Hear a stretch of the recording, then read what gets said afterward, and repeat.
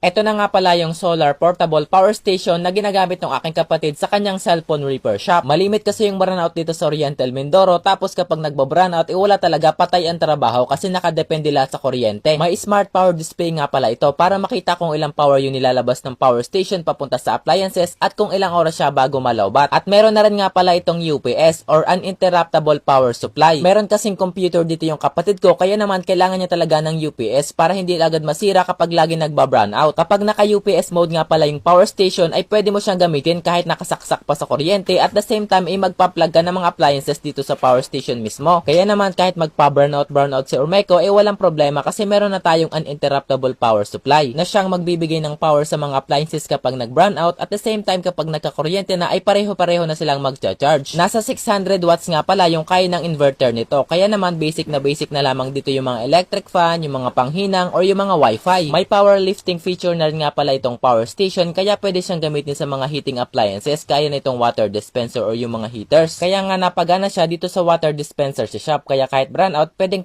na rin magkape. Pero syempre malakas sa kuryente yung water heater, kaya naman gagamitin lamang namin siya kapag nagba-brownout or pang backup power lang talaga. Pwede rin nga pala itong i-charge gamit yung solar panel, pero kung pang backup power lang sa katulad nitong mga shop, mas recommend ko na gamitin na lang sa kuryente. Lalo na kung ang problema ay brownout lang naman, pwede na siyang gamitin pang backup power lang na para siyang power bank. Marami na rin nga pala siyang features, kaya naman marami talaga mapapagamitan. Pang charge ng cellphone, ng power bank, ng laptop, ng computer, pwede na rin. Meron na rin ito mga cooling fan para maiwasan yung overheating. At sa taas naman ito, meron na rin siyang wireless charging pad para naman kung ayaw mo gumamit ng charging cable ay makakapag-charge ka pa rin ng mga cellphones.